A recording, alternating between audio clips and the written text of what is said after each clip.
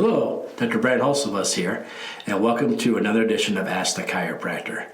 Ask the Chiropractor is my little podcast that I do when someone has a question about chiropractic or chiropractic care. I try to answer. I'm a chiropractor here in Rockford, Illinois. I'm a proud graduate of Palmer College of Chiropractic, and I'm happy to be the team chiropractor of the Rockford Ice Hogs. Let's dive into it.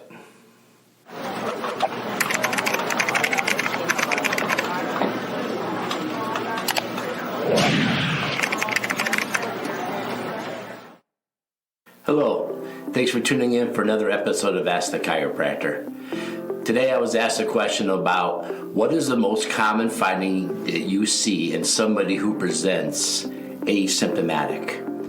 Let's dive into this a little bit. Why would somebody go to the chiropractor if they were asymptomatic? Lots of people do. Well, you see, when your spine has what we call subluxation, well, one or two vertebrae are under stress and they're misaligned, what happens is over time, they develop more and more symptoms of being misaligned. When it initially happens, a lot of the time you have no idea. So a lot of people elect to come to the chiropractor periodically for maintenance or wellness visits, or just like we say, just to be checked. And they're being checked because if we can take care of those before the patient realizes they're there or has symptomatology with them there, then they go away really, really fast. And that's just why suffer, why have neurological stuff and other things going on, biomechanic alterations, if you don't need to. So lots and lots of people come in and they say, hey, I'm feeling great, I'm just here to get checked. And then what the chiropractor has typically, I'll have older x-rays of you. You come in that day and say, everything's feeling great. I said, well, great, let's take some x-rays. That's not going to happen. You probably originally came in with a back pain, a neck pain, or a headache. And on that visit, there was x-rays and exams done. And what we do is we compare how you present today based on those previous exams and x-rays that we have of you. So if you came in today and said, hey, I'm feeling great, I'm going to lay you down and I'm going to do different checks with your legs and your shoulders and have you turn your head left and right. And I'm going to compare that to how you were when you were acute or when you were having problems or issues. And so based on how you measure up and how you line up based on how your previous findings, that's how we know how to take care of you. So we'll lay you down and we'll kind of motion your spine with our hands. We call that motion palpation. We're going to go up and down your spine, see how it's moving. We'll look at your hips and see how they line up, or measure your feet. We'll have you turn your head. We'll feel the spots in your neck, and we'll be able to detect if there's a misalignment. And so I always hope that I can find it before you know about it, right? So if you come in and we get that adjustment made, and then your spine's clear, then you don't even know that you had an issue, that you had a problem, and therefore everything's better and you stay healthier. That's the idea of the wellness-based care. So let's talk about that. What is the most common finding that we would see on somebody who comes in with asymptomatic? Well, almost everyone that comes in, whether they have a symptom or asymptomatic, whether it's wellness care, whether it's I need help, I'm in pain, or I'm not feeling well today, or something going on, the absolute most common finding, the most common vertebrae that we find misaligned is always almost the C1. We call that the atlas. The C1 sits right in the base of your skull. And so if you remember Greek mythology, Atlas, carried the globe around. So it has a name, Atlas. It's a very unique vertebrae because most vertebrae have a body with an arch that comes back and forms a spinous. Well, this one does not have that. There is no spinous in the back. It's simply what it is. It's a giant ring with two big masses on the side instead. And so a lot of times when we x-ray you, we have you open your mouth really big so we can see behind your teeth. And I always show you what I call the bow tie in the x-ray. And when we look at the bow tie, what we do is we look to see if it's level. We look to see if one side's bigger or smaller than the other, because the bigger or smaller would show us the way it rotates.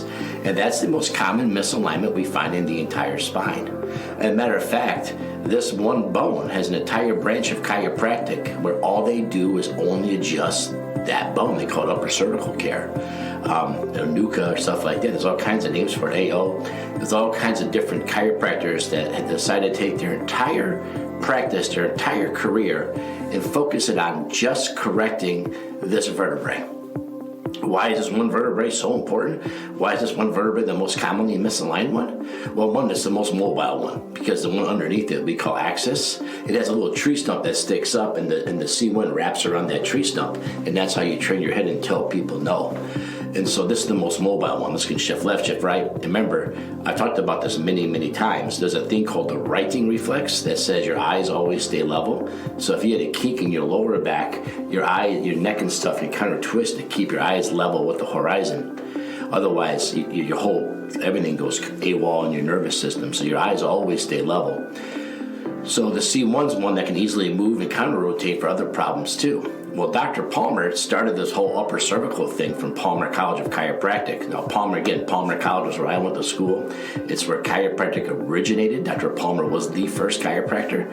It's the oldest, largest, most chiropractic school out there, and I tend to think it's the best. I could be biased, but I tend to think it's one of the best. So Dr. Palmer started this whole, as a matter of fact, there was a time when you went to Palmer College, you were only allowed to adjust the top bone of the neck. Anything else, he said, you weren't doing real chiropractic. So this upper cervical has been a huge focus on what chiropractors are doing. And today I'm really excited to see that some of the most coolest research and some of the coolest neurological things that are happening with their upper cervical practitioners. I actually like going to their classes and their seminars to see what they're up to. So that's the most common one that we find misaligned. And what the issue with that is, there's a nerve that comes out from that area called the vagus nerve. It's your 10th cranial nerve. Yeah, it starts in the cranium, your head, but it exits in that area. Now, the vagus nerve, I always say generically, does everything belly button up. And what does it do, everything belly button up? It's the one that tells our autonomic nervous system that the danger's gone. Autonomic nervous system, there's a big word for you, right? Well, you've probably heard of this before. It's called fight and flight. So your autonomic nervous system has two speeds. It has everything's going great, everything's fine, everything's working the way it's supposed to. I'm digesting my food the way I'm supposed to. I'm breathing the way I'm supposed to. All my organs are doing all their functions the way they're supposed to. And then we have fight and flight. So when fight and flight kicks on, our body thinks we're under attack, whether it's chemical, physical, or emotional stress. Dr. Palmer called them the 3 T's, thoughts, traumas, and toxins. The moment we hit one of those stresses, our sympathetic, our fight and flight takes over, and the vagus nerve then kind of takes a back seat to the fight and flight. Well, ideally, eventually, the danger's gone, right? Okay, genetically speaking, we're hunters and gatherers. Our only stress should really be a wolf or a bear or something like that. But the news is once that animal's gone, the danger's gone, we go back from fight and flight back to what they call parasympathetic, or everything being normal again. And that's the vagus nerve's job. The vagus nerve now fires and says, okay, it's time to go back to normal, danger's gone, let's bring the heart rate down, let's take the blood vessels, have them relax a little bit. Let's stop pushing the blood to the arms and the legs of fight or flight, and let's get it back to the important vital parts. And when you're under attack, digestion turns off. So the vagus nerve's job is, after the danger is gone, to tell the digestive system, go back to normal. I mean, maybe you've seen somebody so stressed out they vomited, right? That's because you don't want to be processing your breakfast or your lunch when you're being chased by a bear, so you just get rid of it so you have more energy to fight or flight, okay? So the vagus nerve's job is to go down and tell the rest of the body danger's gone. What we found through some of the cool research coming out, that when you adjust that C1, you would directly affect that vagus nerve and its function. You kind of wake it back up when you adjust it. So a lot of people come in and they get that adjustment, and all of a sudden they just feel more like tension's gone, like more at ease after their adjustment. And again, this is so powerful that an entire branch of chiropractic, upper cervical, focuses only on adjusting this one vertebrae for the most part. That is some stuff they're doing with this one vertebrae, is they've also discovered that Dr. Longyear down in Jacksonville, Florida, has a motion MRI machine where we're actually watching him use this instrument go in and adjust that top bone of the neck. And what we're seeing is that the midbrain that comes down from your regular, if you have your big brain on top, midbrain in the back, spinal cord coming down, nerves going out. We're finding that midbrain can actually start to be pulled out of the skull into where the spinal cord is. And what happens then is when you have a whiplash, your neck goes back and forth really quick, it pulls and yanks on the spinal cord and the midbrain. And concussion stuff, that's what some of the areas we're looking at. So somebody gets severely concussed, we're always concerned about the midbrain and the overall integrity there, because you cannot have a brain injury, you cannot have a concussion without a neck injury. You can't just hit your head and your neck doesn't move. Your neck's always involved in it. So the neck is part of the injury with the concussion. This is something chiropractors have been talking about now for the last several years. Well, Dr. Longyear actually has a motion MRI machine, and we're watching him when he goes in and adjusts that top bone in the neck. We're actually watching the spinal fluid from inside the cranium get like flushed. There's a video on YouTube by Jim McMahon and the chiropractor. Jim describes like a toilet bowl flushing. Your spinal fluid actually gets, if the midbrain's coming down, the spinal fluid can't get out, it's getting clogged.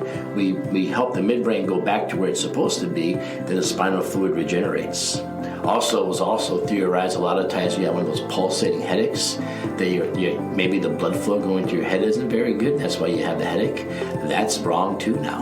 What it is the venous flow can't get out of the skull. The blood can get in, no problem. I mean, if you weren't getting blood to your brain, we call that a stroke.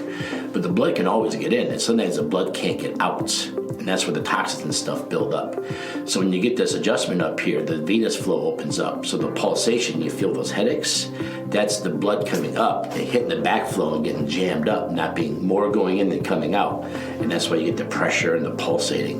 When you get the adjustment, a lot of times after this, a lot of people feel dizzy for about 10 seconds. And that's just their body leveling off. So what's the most common misalignment that we see, whether you're good or bad or what's going on, is the C1. Matter of fact, my father always came out and talked about everyone's listing on their atlas, how he never found a patient without an atlas listing. So there you have it. What's the most common vertebrae that we have to adjust? It's the C1, the atlas vertebrae. Now, if you have a question for me about chiropractic or chiropractic care, remember, the only person qualified to answer questions about chiropractic or chiropractic care is a chiropractor. Physical therapists, your family doctor, they just don't study chiropractic. And they definitely don't study as much as a chiropractor studies it. No more than you should ask a chiropractor about your teeth. You should ask a dentist about your teeth. All right, everybody. If you have a question for me, go to my website, rocforddc.com. That's ROCKFORDDC.com. You can hit contact us, leave me a message there. Or anywhere you're listening or watching this podcast, go ahead and leave a comment there too. I'll see it there also. Thanks, everybody.